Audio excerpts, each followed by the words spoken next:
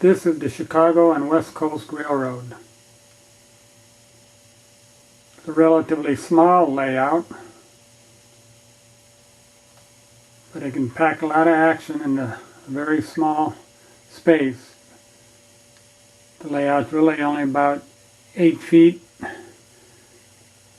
by 13 feet, an L-shaped configuration.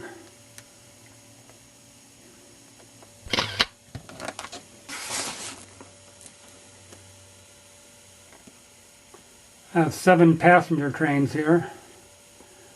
These are the famous dome liners that ran from Chicago to the West Coast. This is Chicago Union Station. It's not exactly very prototype.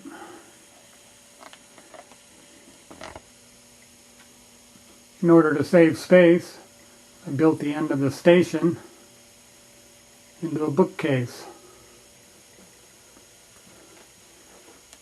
You can see all 7 trains here parked on each one of their tracks. In a couple minutes here, after I explain a little bit about the layout, I'm going to attempt to run each one of these trains for you. Tell you a little bit about each one. This layout is basically 3 loops, and each loop is connected with a double crossover.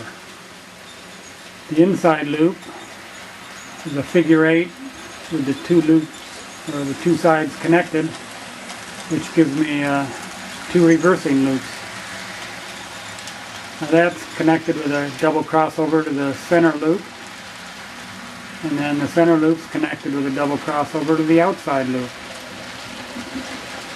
Now in each of these switches in the double crossovers are thrown in the crossover position and basically have one very long main line. The train moves through all 3 loops continually.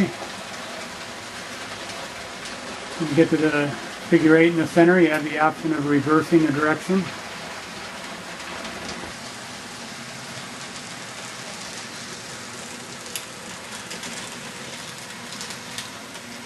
This makes for a very nice long run, like three times around the table. Not a whole lot of switching. It's more of just a display layout designed for continual running.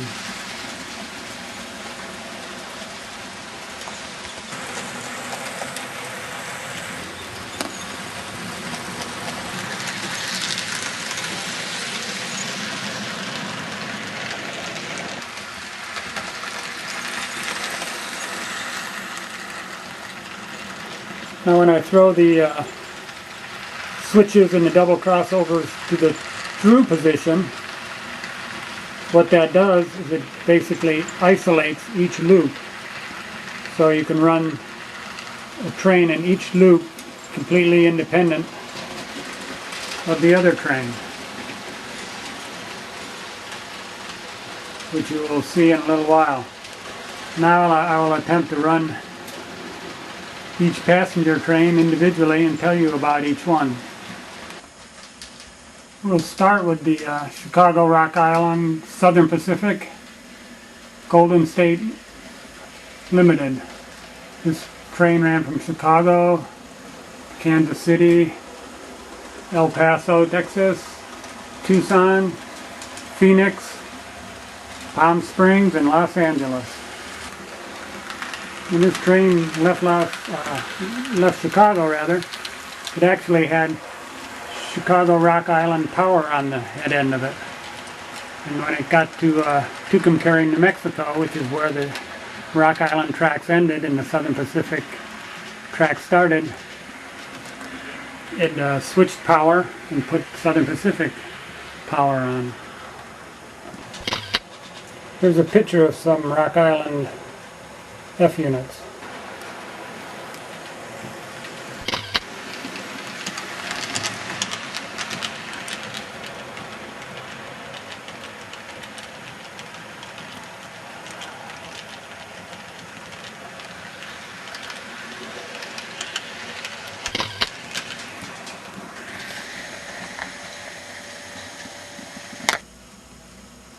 Next up will be the Santa Fe Super Chief.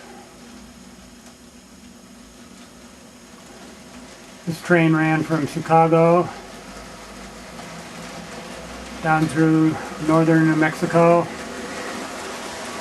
northern Arizona, Flagstaff, Needles, California, Barstow, California, and right on to in Los Angeles.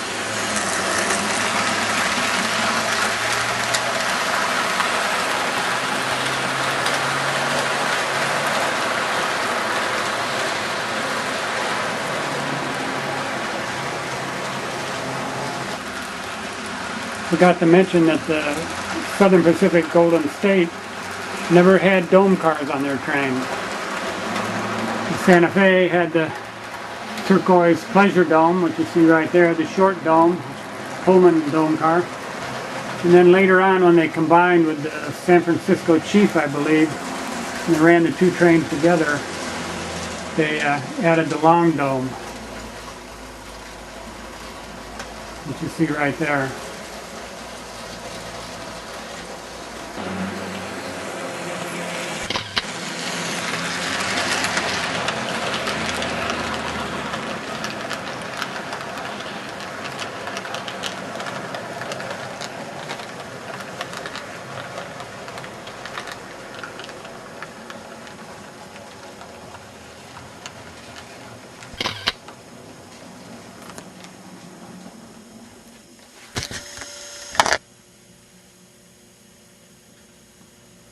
Next up, the Union Pacific, City of Los Angeles. This took quite a different route from Chicago to Los Angeles. Went up through Ogden, Utah, down through Salt Lake, down to Las Vegas, Nevada, and from Las Vegas down into Los Angeles. The Union Pacific Cities trains had one unique feature. They had what they call the diner dome cars. So you could actually sit in a dome car and eat breakfast, lunch, or dinner. I actually was able to do that one time when I was about 10 years old. Here's a little collage I made of pictures of the diner dome car. We rode the city of Portland from Chicago to Portland, Oregon. And that's when I was able to eat up there in the diner dome car.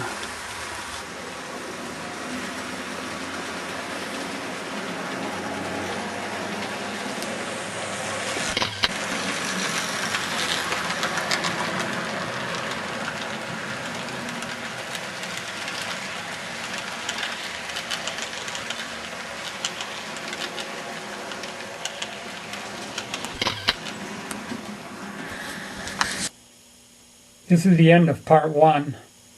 In part 2 you'll see the California Zephyr, the Olympian Hiawatha, the North Coast Limited, and the Empire Builder.